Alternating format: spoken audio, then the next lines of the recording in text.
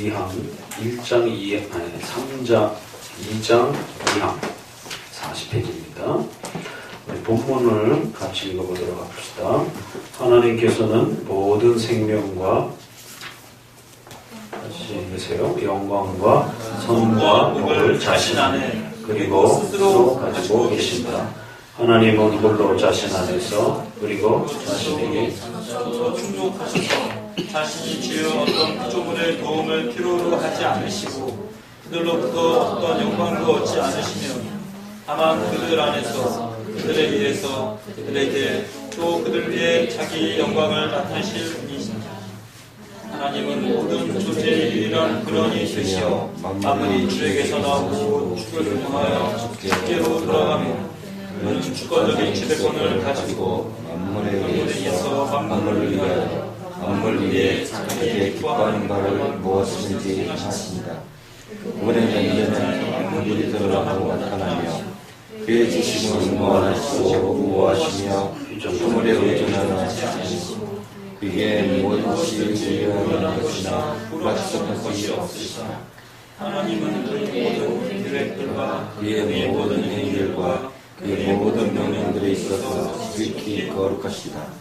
그는 천사들과 사람들과 다른 모든 피조물로부터 자유하기를 기뻐하시는 그의 봉사 순종 등 무엇이든지 그들이 나타나다. 1항은 주로 하나님의 절대 주권적 그 하나님의 지존자로서 또 전지전능하신 하나님으로서의 그 하나님의 속성과 모습을 좀 더 강하게 구별하여 이렇게 표현을 했고요. 그러면서 특별히 그 하나님의 모든 존재의 그 속성과 그 내용은 자기 자신의 영광을 위해 그 자신의 불변하고 지극히 의로우신 뜻의 계획대로 모든 일을 행하여 가신다라고 하는 그 하나님의 절대 주권이라고 하는 것이 무엇인지 그것이 어떻게 역사 속에 표현되어져 가는지라고 했을 때 자기 자신의 영광을 위하여 그 의로우신 뜻대로 모든 일을 또 역사해 가시는 그런 방식으로 하나님의 또 절대 주권이 펼쳐져 가신다라고 이렇게 소개를 했습니다. 그래서 1항에서는 좀 더 그 하나님의 절대적인 그 자체로서 소유하고 계시는 그 하나님의 고유한 속성, 그리고 또 우리 인간에게 인격적으로 함께 나누어 주신 그 우리가 공통적 속성, 또 공유적 속성이라고 하는데 또 그러한 자비, 사랑, 인자심 이러한 또 하나님의 일반적인 그 속성들이 어떻게 하나님의 그 고유한 하나님의 존재와 모습으로 이렇게 구별되어 있는지를 소개했고요. 2항에서는 좀 더 그 하나님의 또 속성이 우리 인간과 인간의 삶의 역사와 관련해서 하나님은 어떤 분이신가, 그 역사 속에 어떻게 나타나시는 분인가와 관련해서 부정적인 그러한 그 표현으로 자신을 드러냈습니다. 그러니까 우리가 하나님을 어떤 분이신지 볼 수 없기 때문에 적어도 하나님은 이런 분은 아니다라는 그 또 개념이 아주 중요합니다. 그래서 신론에서 하나님을 이야기할 때 어떤 부분은 적극적으로 이렇게 표현하지만 어떤 부분은 부정적으로 표현하는 게 또 아주 중요한 또 원리입니다. 그래서 적어도 하나님은 눈에 보이지 않는 분이시고 또 적어도 하나님은 인간과 이러한 같은 모습으로 육체를 가지신 분이 아니시고 그러니까 이렇게 이것은 부정문으로 표현하지 않으면 명확하게 구별될 수 없는 그런 특징들이 있어요. 그래서 인간과 인간의 역사 전체와 관련해서 하나님은 어떤 면에서 인간의 이러한 부분과 다른 분이신지에 대한 부분을 좀 더 부정적 표현으로서 이렇게 표현해가면서 하나님은 인간과 피조물과 다른 분이다라고 하는 부분을 강조합니다. 그러니까 1항은 하나님 그 자체로서 하나님이 절대 지존자라고 하는 137 법칙 꼭 기억하셔야 됩니다. 하나님은 절대 지존하신 영이시니 무한불변 영원하시다라고 하는 이러한 그 하나님 자체의 속성을 표현했다면 2항에서는 적어도 그 역사와 피조물 인간의 삶과 관련해서 하나님은 적어도 그 피조물과 같은 그런 방식의 하나님이 아니다라고. 왜냐하면 인간은 자꾸 그 하나님을 눈으로 보지 못하다 보니까 인간과 같은 수준에서 자꾸 이해하고 또 그렇게 오해하고 또 더 나아가서는 하나님이 섭리 속에서 인간에게 인격적으로 대응하는 방식들이 있어요. 그 인간을 배려하고 인간을 사랑해 주셔서 그렇게 표현해 주시는 방식들을 마치 그걸 하나님인 것처럼, 그 하나님의 본질의 모습이 그런 것처럼 오해하는 또 그런 경우들이 많습니다.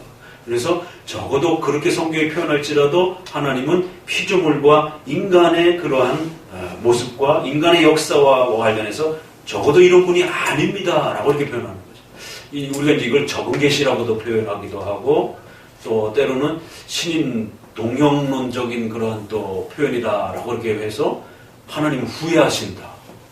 하나님 후회하시는 분은 아니에요. 그렇죠? 그러니까 이제 이런 교리가 정립되어 있지 않으면 이 상반된 표현을 만날 때 굉장히 당혹스러운 거예요.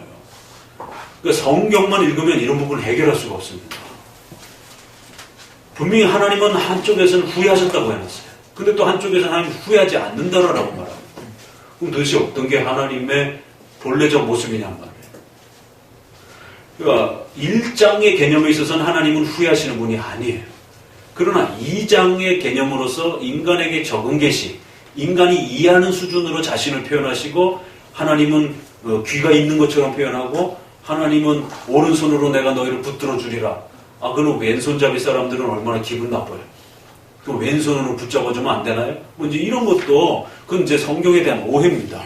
그러니까 이제 성경이 기록되는 그 자체가 오른손을 중심으로 해서 쓰는 그런 문화의 삶 속에서 기록되었기 때문에 오른손으로 보여준다라고 하는 것은 강력하게 너희를 붙들어준다는 뜻이지, 하나님한테 오른손 왼손이 있는 것도 아니고 그런 걸 오해하면 안 되는 것이. 그래서 적어도 성경에서 하나님에 대한 많은 무수한 표현들이 있을 때, 비록 문자적으로는 그렇게 표현되어 있어도 우리 피조물과 인간의 삶과 역사와 관련해서 적어도 하나님은 그런 분은 아니다라는 개념을 잘 또 구분해놔야 하나님에 대한 오해가 안 생기는 거죠. 그러니까 오늘 설교처럼 마가복음의 그 시험의 본질이 결국 하나님을 경외하고 예배하라. 그러기 위해서는 반드시 하나님의 말씀을 정확하게 이해하고 그 말씀을 따르는 삶을 또 살아가는 것이 하나님을 경외하는 삶이다라고 이렇게 소개를 할 때, 결국 많은 오해들은 자기가 믿는 신이 어떤 분인지를 잘 모르는 거예요. 그러니까 신에 대한 오해가 발생이 되면서 악을 행하고 부정직한 방법을 행하면서도 마치 하나님이 도와줄 것처럼 그렇게 착각하기도 하고, 자신의 욕망과 욕심을 내면서도 마치 하나님이 도와줄 것처럼 착각하기도 하고, 또 때로는 어떤 명예와 어떤 재산 때문에 하나님의 명예 앞에 서야 되는데 그걸 포기하지 못하고 오히려 자기의 명예를 지키는 쪽으로 신학자나 목사들이 이렇게 양보하는 이런 모습들을 보기도 하고. 그러니까 WCC 때에 제가 늘 그 얘기를 가끔씩 얘기하지만, 많은 신학자분들과 목회자분들이 그 WCC에 강력하게 반대 목소리를 내지 못하고 주춤 하시는 이런 부분들이, 결국 그거는 신인식에 대한 부족함 때문에 그런 거예요. 내가 믿는 하나님이 어떤 분인지에 대한 그 강력한 신인식이 정확하게 박혀 있으면 하나님의 이름이 더럽힘을 당한다든가 하나님의 교회가 위기에 빠지게 되면, 그 대우리 문답에서 읽었던 것처럼 혹시라도 우리의 행동과 말과 삶이 하나님의 그 명예를 실추시킨다든가 하나님의 명예를 이렇게 오해케 만든다 생각하면 어마어마한 그 신자의 분노와 두려움을 갖게 하는 것이죠. 적어도 결혼을 해서 남편과 아내가 자기 남편이 어떤 명예에 실추를 당한다라면 그 부인이 박수칠 수 없는 것처럼 같이 분개해야 되고 같이 그 일에 대해서 화를 내고 같이 대응하는 것처럼, 하나님의 명예가 더럽혀지는 공격을 받을 때에 신학자와 목회자들이 그 하나님이 어떤 분인지를 안다라면 자신의 모든 명예를 포기하더라도 반드시 그 하나님의 명예를 지키는 그런 자리로 나아가야 되고 또 두려워해야 되고 조심해야 되는 것입니다. 그러니까 하나님을 경외한다라고 하는 것은 이렇게 말씀을 통해서 우리의 전 삶에 이렇게 연결이 되어서 하나님을 경외하고 예배하는 그 모습이 그렇게 함께 어우러져 가는 것이다. 그래서 성경에서는 성도들의 삶과 관련해서 하나님에 대한 많은 표현들이 있는데, 그럴 때의 그 문자 그대로의 표현을 지나치게 잘못 오해하게 되면 하나님에 대한 큰 오해가 발생이 된다는 거죠. 하나님이 이제 우리가 북이스라엘 역사에서 제일 난해한 건, 저도 목회자로서 참 쉽게 수용할 수 없는 부분은 아합의 기도를 들어주시는 거예요. 아합이 어떤 사람입니까? 아합이 그토록 교회를 핍박하고 교회를 망가뜨린 사람인데, 아합이 어떤 위기에 처하자 하나님 앞에 도와달라고 회개하면서 도움을 청하니까 하나님이 그때는 또 도와주시는 것이, 그가 회개한 것에 대해서 받아들이시면서. 그런데 남유다의 이러한 그 훌륭한 왕들이 잘하다가도 하나님 앞에 실수했는데 그걸 또 하나님이 그냥 넘어가지 않아요. 다윗이 밧셋바를 범한 것에 대해서 아니 다윗 정도면 하나님이 봐주실 만도 한데 용서하지 아니하시고 엄중하게 그 죄에 대한 책망을 물으신다는 거예요. 그러니까 신자인데 가혹하게 대하시고, 아 참 불신앙자인데 오히려 하나님이 또 긍휼히 여겨주실 때가 있고. 그러니까 신관에 대한 올바른 정립이 필요한 게 바로 여기에 있다는 겁니다. 이건 여러분들이 일반 사람들이, 이 복음주의 사람들이 막 하나님을 보고 막 경험하고 음성을 듣고 이런 걸 가지고는 이해할 수 없는 거예요. 하나님이 피조물과 인류 역사와 관련해서, 창조물과 관련해서 어떻게 다른 분인지에 대한 이해가 있어야 됩니다. 그럼 우리의 이해하고 전혀 상반되게 대응하시고 역사하시고 또 그의 존재성이 그렇게 구별됨이 있다는 겁니다. 불신자에게도 해와 비를 내리셔서 그의 자비로우심을 나타낸다는 겁니다. 오히려 불신자들은 처단의 대상인데 오히려 그들에게 은혜와 자비를 베풀어 주셔서 그들이 하나님의 풍요로움을 누릴 수 있도록. 그건 참 우리가 이해할 수 없는 그런 하나님의 역사예요. 그러니까 이제 이 부분이 틀어지면서 성도들이 하나님에 대해서 오해하고 하나님에 대해서 시험 들고 하나님에 대해서 원망이 나오게 되는 거예요. 나는 이렇게 했는데 왜 하나님을 이렇게 할 수 있지? 그래서 내가 뭔가에 어떤 도움이 필요로 할 때 하나님이 안 도와주시는 때가 있어요. 또 나는 하기 싫은 그런 그 내용이 있는데 하나님이 뭔가를 하도록 엄청난 또 이렇게 은혜를 베푸시는 때가 있어요. 그러면 굉장히 당혹스럽죠. 요나 같은 그런 케이스도 그렇고, 하기 싫은데 뭔가를 해야 될 어떤 재정적인 풍요로움과 권세와 명예가 나에게 막 주어질 때가 있어요. 그러니까 이 상반되게 역사가 일어날 때에 우리 안에 이거 뭐 어떻게 해야 하는 거지? 그럼 뭐 성경이 문자적으로 이렇게 낱낱이 기록되어 있는 것도 아니고, 그러니까 하나님의 역사 속에서 이런 분이 아니다라고 표현되어져 있는 이런 많은 부분들을 또 우리가 잘 정리하면서 때로는 우리의 생각과 계획과 반대 방식으로 이렇게 하나님이 역사되어져 가면서 우리의 삶 속에 나타날 때 신관이 정확하게 제대로 잘 정립되어 있는 분들은 그거를 이렇게 부드럽게 잘 이렇게 넘어갈 수가 있어요.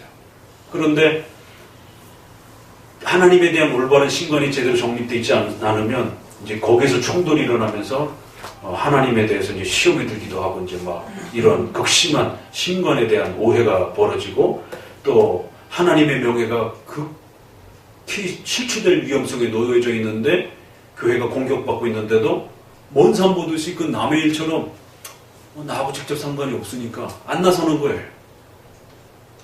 이게 신관에 대한 그 불협함이 벌어지는 겁니다, 이게. 동성애 문제 같은 경우도 저기 나하고는 직접 상관이 없으니까 이렇게 생각하면서 이렇게 감치 있는 것이에요. 그러면 자기 위치에 따라 직접적으로 이렇게 저항운동을 할 수도 있는 분도 있고, 또 서명운동에 참여할 수도 있고, 또 국회라든가 이런 데 좀 청와대에 참여해서 좀 손가락 품이라도 좀 파시고, 가만히 한참만 계시지 마시고, SNS에다가 좀 이렇게 하기도 하시고, 나는 동성애가 싫다라고 이렇게 좀 외치시든가, 유관순처럼. 유관순인가? 누구지? 이승권인가? 일본 사람이 싫다. 유관순처럼 하시든가, 이승권처럼 공산당이 싫다고 하시든가, 뭔가 저항에 대한 어떤 자기 나름대로의 그런 표현들을 이렇게, 왜? 그것이 교회의 대표적인 윤리와 연관되어 있고 그것이 하나님이 정해놓으신 인간의 삶에 아주 중요한 살인과 결혼이라고 하는 5계명은 6계명은 인간의 생존에 대한 문제예요. 살인하지 말라. 하나님이 창조해 주신 그 질서를 따라서 서로가 잘 생명을 보존하며 살아가는 것이. 그렇게 살기 위해서는 인간이기 때문에 짐승이 아니란 말이에요. 그래서 여러 여자를 거느리고 암컷을 거느리고 그렇게 수컷이 사자가 표하듯이 그렇게 살면 안 된단 말이에요.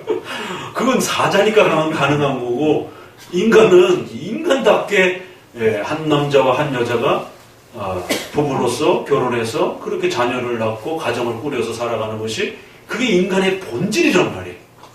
그래서 5, 6, 7계명은 인간의 본질과 관련된 아주 중요한 계명입니다. 근데 이제 그거를 파괴하는 그 방식이 동성애가 될 수 있단 말이에요. 그래서 살인의 직접적 행위나 동성애적인 이러한 그 이슈들은 기독교에 있어서 가장 적극적으로 저항해야 되는 기독교 윤리예요. 그래서 국가위정자가 어떤 살인적 어떤 포악스러운 전쟁을 일으킨다든가 또 어떤 그러한 시민들을 포악스럽게 군사 독재 시절처럼 이렇게 포악스럽게 백성들을 죽인다든가 이런 부분에 대해서는 교회가 침묵하지 말고 강력하게 그 생명 존중에 대해서 또 인간의 성에 대한 그 순결함에 대한 부분에서 강력하게 목소리를 내줘야 되는 겁니다. 왜? 그게 하나님의 명예와 직결되어 있기 때문에. 근데 뭐 지금은 그거를 주춤주춤하고 뒤로 물러서는 건 둘째치고 그게 하나님의 뜻이다라고 인권 소수자를 보호하시는 하나님의 뜻이다라고 그러면서 찬성을 해야 된다라고 오히려 동성애를 옹호하는 이제 이런 목회자들과 신앙인들이 있으니 뭐 참 이게 기겁할 노릇이죠. 그러니까 그건 결국 다 신관에 대한 올바른 정립이 안 돼 있을 때 벌어지는 일들이에요. 몇 가지를 좀 덧붙여서 읽어보게 되면 그래서 그런 부정문적인 표현들이 이 항에서는 강해요. 자신 안에 스스로 가지고 계신다. 그래서 첫 문장이 가장 중요하다고 그랬죠. 모든 항들은 웨스민스터는 두 갈씩을 즐겼습니다. 그러니까 뭔가를 선명하게 말하고 싶어 할 때는 이게 뭐라 그러죠? 끝부분에다가 실는 것보다는 앞머리에다가 결론을 먼저 아주 정확하게 이렇게 실는 그걸 두 갈씩이라고 그랬잖아요. 그런 걸 즐겼어요. 그게 문장이 선명해지기 때문에. 그래서 이제 여러분들이 웨스민스터를 읽는 요령은 첫 장의 첫 항의 첫 문장. 그게 어떻게 정의가 됐는가 그거를 깊이 좀 묵상하시고 그런 정도는 좀 외우시면 좋아요. 뭐 다는 못 외우더라도 하나님께서 모든 생명과 영광과 선과 복 전체를 자신 안에 그리고 스스로 그렇게 가지고 계신다. 그래서 하나님은 부족하거나 뭔가를 도와달라거나 뭔가를 요청하는 방식으로 그렇게 나오는 분이 아니라는 거예요. 그러니까 이 항은 좀 알미니안주의와의 그 논쟁을 좀 생각하시면 돼요. 왜냐하면 인간의 의지를 강조하는 이런 신학적 입장에서는 하나님이 뭔가 부족한 것처럼 느껴져서 하나님께 뭔가를 요청하고 그래서 신인 협력적으로 나와서 하나님께 우리가 뭔가를 돕지 않으면 하나님의 역사가 안 이루어지는 것처럼 이렇게 생각하는 경향이 많고 또 그런 오해를 해요. 근데 실제적으로 성경에 또 문장적으로는 하나님이 도와달라고 하는 문장들이 많아요. 또 백성들의 도움을 통해서 하나님이 뭔가 일을 바꾸시는 그런 경우도 성경에 많이 표현되고요. 그러니까 이제 알미니안주의자들은 아하, 하나님은 인간의 도움이 필요로 하시는구나. 모세가 기도하지 않았으면 이스라엘 백성도 죽었어요. 그 금송아지 만들다가. 모세가 기도하니까 하나님이 마음이 바뀌었다 이런단 말이에요. 그러니까 이제 이거를 읽는 후대의 백성들이 아하, 하나님은 우리가 기도하지 않으면 이 역사가 안 바뀔 수 있구나. 그러니까 우리가 기도해야 돼요. 근데 그걸 지나치게 강조해서 마치 우리가 뭔가를 참여하지 않으면 하나님은 일 안 하시는 것처럼 이런 오해로 가면 또 안 된다는 거예요. 그렇다고 해서 또 인간이 참여하고 하나님이 도와달라고 하나님이 너희가 해야 된다라고 이렇게 말씀하시는 것에 대해서 그건 하나님이 주권적으로 다 하시는 거니까 우리가 할 필요가 없어. 이렇게 하면 또 운명론에 빠져버린다. 그래서 한쪽은 늘 운명론에 대한 위험이 있고 한쪽은 또 인간이 모든 것을 행한다라고 하는 인간 중심적인 또 이러한 신관들이 있어요. 이 두 가지를 항상 조심하셔야 됩니다. 하나님이 그러면 왜 도와달라고 말씀하시는 거예요? 왜 하나님이 너희가 해야 된다라고 말씀하시는 거예요? 왜 하나님이 함께 하자라고 이야기하는 거예요? 아가서 같은 데 보세요. 사랑하는 자야 나와 함께 일어서서 가자. 그게 그리스도와 그의 택한 백성들에 대한 비유를 이렇게 보게 되면 그 신랑이 신부를 향해서 함께 하자라고, 함께 일하자라고, 함께 이런 성을 건설하자라고 계속 요청하는 그런 사랑의 초대처럼 이렇게 돼 있단 말이에요. 그런 부분에서 하나님은 우리를 인격적으로 대응하시면서 인격적으로 대하시기 때문에 그렇게 표현되어 있는 것이지, 실제적으로 하나님이 뭔가 부족해가지고 우리에게 도움을 요청하는 방식으로 이렇게 이해가 안 된다는 거예요. 그래서 그 다음 문장들은 이제 어떻게 따라붙어요? 피조물의 도움을 필요로 하지 않으시고, 어떠한 영광을 그들로부터도 얻지 않으시고, 다만 그들에게 나타낼 뿐이라는 거예요.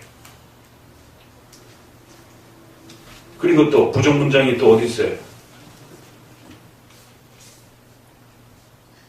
어디 있죠?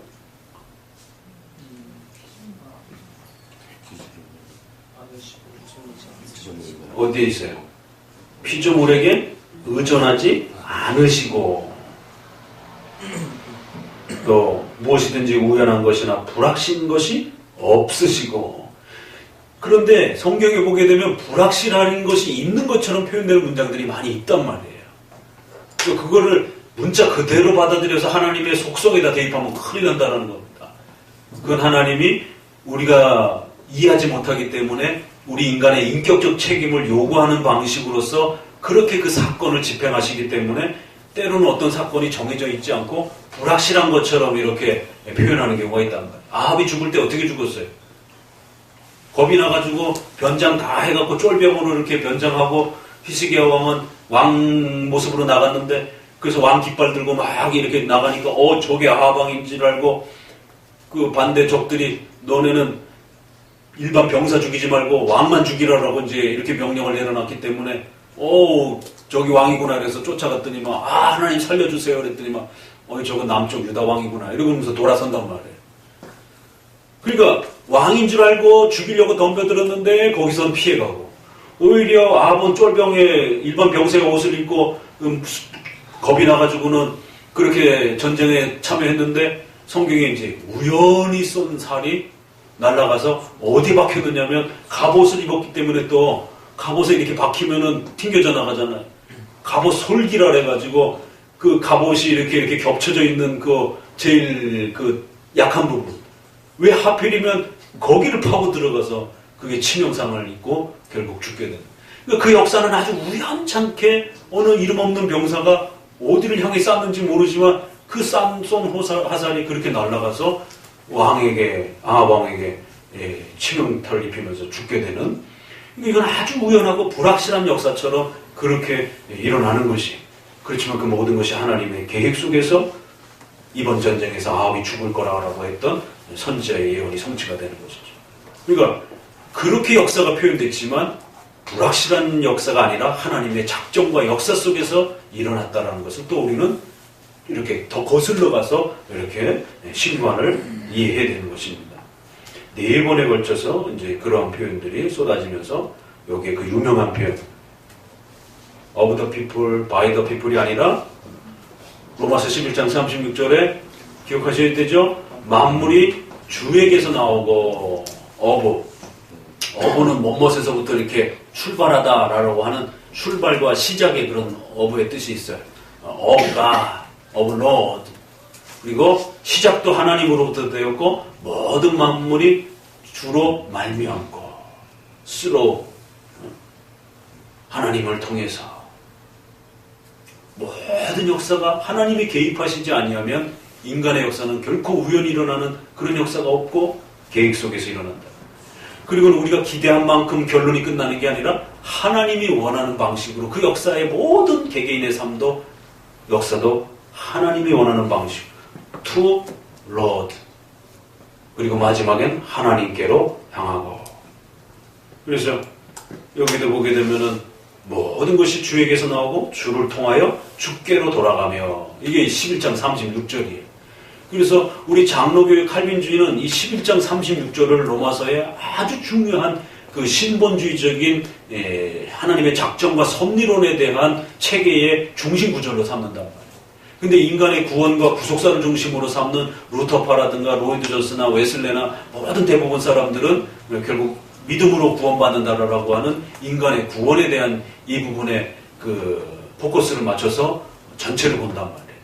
그래서 로마서 강해 설교집을 보게 되면 거의가 대부분이 다 우리 칼빈주의 쪽 아닌 분들은 다 믿음으로 구원받는다라고 하는 그 부분을 포커스로 해가지고 펼쳐나갑니다. 만물이 주에게서 나오고 주를 통하여 주께로 돌아가며. 자, 그러면서 이제 여기에 독특한 이제 표현들이 두 번째 단락에 41페이지에 같이 읽어봅니다. 9에서 한 8줄인가요? 두 번째 단락. 이런 구별성을 더욱 분명히 나타내기 위해서 신조는 홀로 자신 안에서 그리고 자신에게 전적으로 충족하셨어. 자신이 만든 어떤 피조물의 도움을 필요로 하지 않고 라는 형태의 대조 형식을 취했다. 이 대조는 그들로부터 피조물에게 의존하지 않고 이게는 무엇이 우연한 것을 앞으로 쓰는 것이었다. 라는 네 번의 부정 표현의 반복을 통하여 더욱 강조됩니다. 특히 그것들 안에, 의에서, 에게, 위에라는 전치사를 여러 번 대조하여 하나님과 인간의 차이를 더 구별시키는 방식으로 나타나기도 합니다. 여러분들이 웨스트민스터 문장을 읽으면서 이 전치사의 느낌과 어감을 잘 이렇게 이해하고 또 맛보셔야 됩니다. 하나님은 만물 안에, 의에서, 에게, 위에 역사한다는, 이게 도대체 어떻게 역사하는 걸까? 하나님이 만물을 직접적으로 다스리기도 하고 그들 안에서 다스리기도 하고 그들을 수단과 방법을 통해 갖고 역사하기도 하고 그들에게 그들이 원하는 목적대로 이루어가면서 하나님의 목적을 이루어가시는 것이죠. 여러분이 사랑해서 결혼하는 배우자의 삶 속에 여러분이 사랑해서 그 결론에 이르는 거예요. 그렇지만 거기에 하나님의 또 결혼의 만남에 작정하신 계획이 있다는 겁니다. 이게 참 신비로운 거예요. 이건 참 어떻게 이렇게 전치사에다가 신학을 심어놨어요. 섭리론의 역사를 인간과 피조물 속에 역사하시는 하나님의 그 일하시는 방식을 이렇게 전치사에다 심어놨어요. 참 이거 대단한 문장입니다. 이게. 이 하나하나의 느낌과 표현들을 잘 읽어내셔야 돼요. 계속 있습니다. 이 차별화는 만물이 주에게서 나오고 주를 통하여 주에게로 돌아가며 라는 대조 속에 정점을 이룬다. 이 로마서 11장 신중심적인 개혁서는 대표하는 핵심 구조로 자리 잡았다. 개혁파는 로토파처럼 로마서 1장 17절을 중심으로 하나님을 이해하지 않고 오히려 36절을 중심으로 삼았다. 이것은 인간의 구원을 넘어 하나님의 영광을 최종 목적으로 삼아야 한다는, 결국 본 신조는 이러한 차별화를 통해서 알비니안주의적인 신인협력적 신앙관이나 루터파의 인간 구원 중심적 신앙관이나 자유주의의 인간 공로적 신앙관 모두를 배격하고 하나님 중심적이요 신본주의적인 신앙관을 확립시켰다. 그러니까 이렇게 하나님을 찾는 방식도 여러 스타일이 있는 것이에요. 그럴 때 칼빈주의는 오직 하나님께 영광이라고 하는 하나님 중심적인 이런 독특한 그 신관을 가지고 있는 겁니다. 그러니까 이런 부분이 어거신과 칼빈과 웨스민스터가 가장 잘 이렇게 드러낸 거예요. 그래서 이함은 피조물과 이런 인간의 역사 전체와 관련해서 하나님이 어떻게 다른 분인가라는 것에 대한 구별성들을 잘 정립하면서 하나님의 그 독특한 섭리 역사와 일하심에 대한 그런 신관을 잘 이해하고 또 정립해 놓으셔야 되는 아주 중요한 그러한 그 표현들입니다. 그래서 이런 표현들을 통해서 하나님이 어떤 존재고 어떻게 일하시고 특별히 우리 인간의 삶 속에 어떤 식으로 인격적인 그 대응, 우리가 잘하면 상을 주시고 우리가 잘못하면 벌을 내리시고 이런 모든 것들도 또 하나님의 우리의 인격 대 인격으로 대하는 관계 속에서 일어나는 것이. 그런데 그런 모든 것들이 우리의 잘못과 죄조차도 하나님의 주권과 절대적 지배 속에서 일어나요. 그러니까 내가 잘못했는데도, 내가 죄를 지었는데도 사실은 그 모든 역사가 하나님의 주권 속에서 허용적 작정으로 일어나는 거예요. 그러니까 이걸 이해하지 못하는 인본주의적 그 신관에서는 대번 뭐라고 질문해요? 로마서 3장에 그래? 그러면은 죄나 더 짓자. 죄가 많은 곳에 하나님의 역사와 은총이 더 있다며 그러면 죄를 짓는 것도 하나님의 역사 속에서 다 계획된 거 아니냐? 이런 오해가 발생이 됩니다. 그런 건 아닙니다. 하나님의 절대 주권의 이 확고성과 인간의 책임이라고 하는, 인격적 책임이라고 하는 것이 얼마나 절묘하게 하나님의 통치 역사 속에서 그것이 이루어져 가는지에 대한 것을 가르치는 것이지, 우리의 죄를 또 악의 문제까지도 포함해서 하나님의 절대 주권적 통치 아래에 있다라고 하는 하나님의 절대 주권이라는 이 가르침이 우리가 죄를 짓는 핑계거리의 어떤 그런 표현으로 이렇게 들어오면 큰일 난다라는 것입니다. 그렇다고 해서 하나님의 주권에 대한 이 악과 인간의 역사의 이 문제에 있어서 이런 하나님의 통치 지배를 또 안 가르칠 수는 없잖아요. 이걸 가르치지 않으면 결국 하나님은 인간의 악과 이 역사 속에 관여하지 않는 것처럼, 무능한 하나님처럼 또 이렇게 또 오해가 된단 말이에요. 그러니까 제네바 교리분답에서 보았던 인간의 악의 문제와 인간의 의지 문제와 피조물 전체 역사 속에 하나님은 그 인간과 피조물 역사 전체를 어떻게 대응하시는가. 만물 안에, 만물에 의해서, 만물 위에, 만물에게 자유자재로 그들을 사용하시면서 하나님의 뜻과 목적을 향하여 그들이 나아갈 수 있도록 그렇게 이끌어 가신다는 겁니다. 아주 참 하나님에 대한 그 신비로운 그 역사를 이렇게 한 문장 한 문장 그 전치사, 특별히 전치사 하나하나를 잘 구별해 가면서 그런 그 표현이 반복해서 그들 안에서, 그들에 의해서, 그들에게. 왜 이렇게 굳이 여러 번 표현하겠습니까?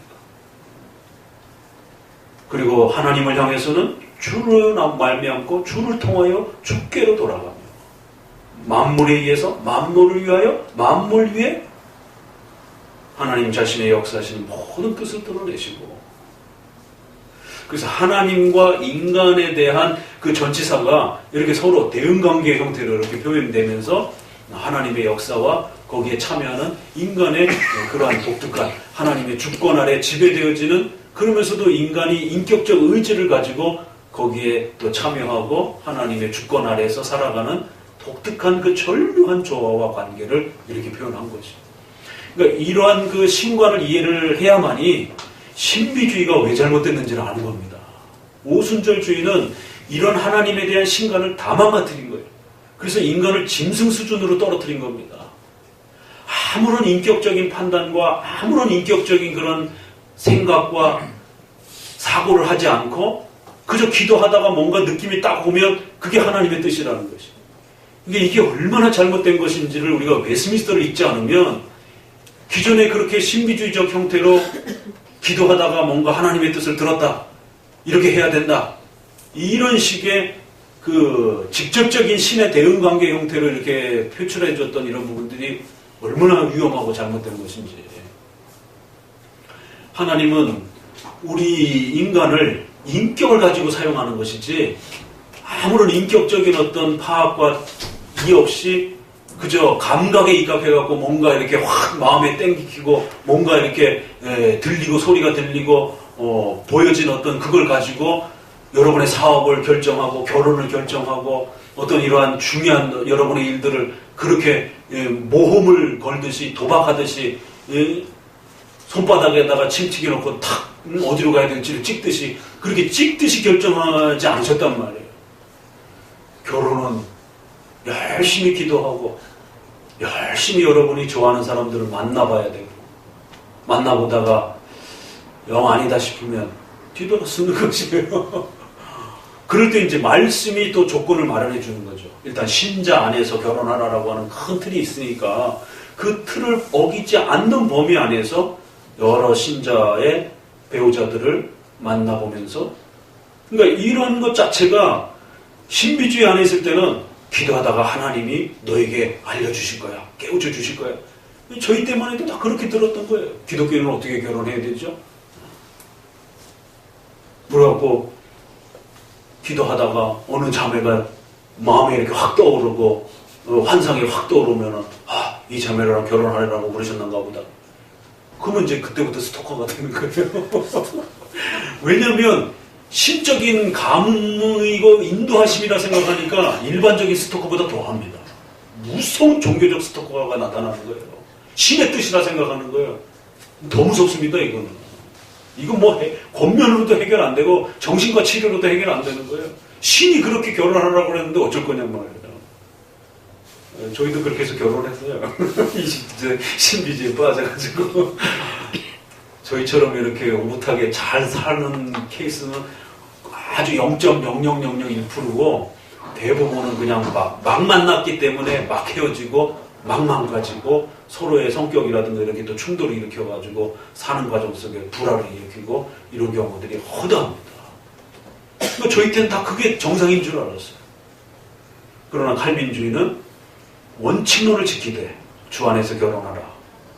그게 허락됐으면 여러분들을 만나보고 확인해보고 내 성격과 뭐 얼마만큼 맞는지 이런 부분들을 충분히 헤아리고 살펴보고 여러분의 인격을 가지고 하나님이 여러분의 인격 안에서 일하신단 말이에요.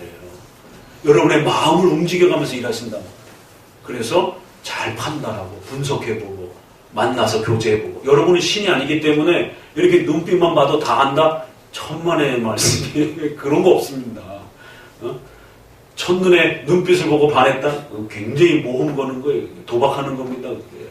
저희가 무슨 신이에요? 눈빛만 딱 보고 이 사람이 괜찮은 사람이구나 다 파악했다라고.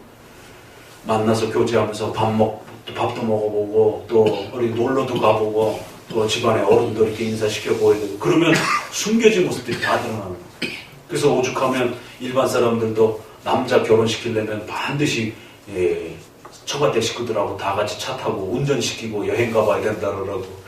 평상시 그렇게 얌전하던 사람이 운전대만 잡으면 완전히 폭군이 돼가지고 막 쌍욕 나오면서 그냥 막 거칠어지는 이런 그 남자의 숨겨진 그 폭력성들이 이제 주로 운전 또 아니면 술 먹고 행패 부리는 평상시 정말 신자인데 아니 신자가 아니라 신사인데 술만 먹으면 폭력을 행사하는 사람들이 있단 말이에요. 그건 몰라요 일반적인 상황에서.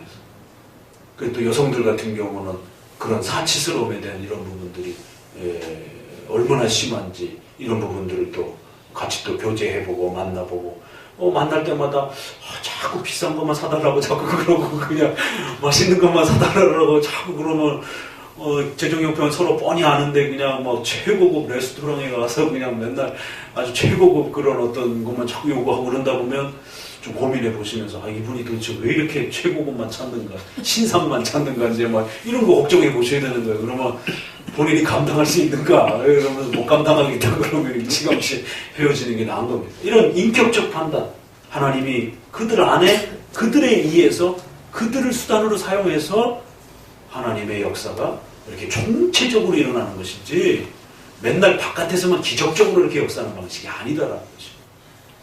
그러니까 장로교인들은 굉장히 인격적이고 이성적이고 아주 합리적인 거예요.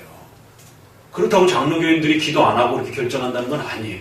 열심히 기도하면서도 아주 합리적이고 아주 이성적이고 아주 정상적인 이런 판단들을 하게 된다. 근데 이제 오순절에 빠지게 되면 정상적 판단을 이성적 판단을 하면 마치 믿음이 없는 것처럼 막 분위기를 몰아가는 이제 막 오로지 기도만 하고 탁 결정해야 되는지 이런 식으로 끌고 가니까 막장 드라마 같은 결정들을 하게 되는 거예요. 진짜 남들이 봐도 일반 불신자들은 절대 그런 결정 안 합니다. 절대 그런 투자 안 해요.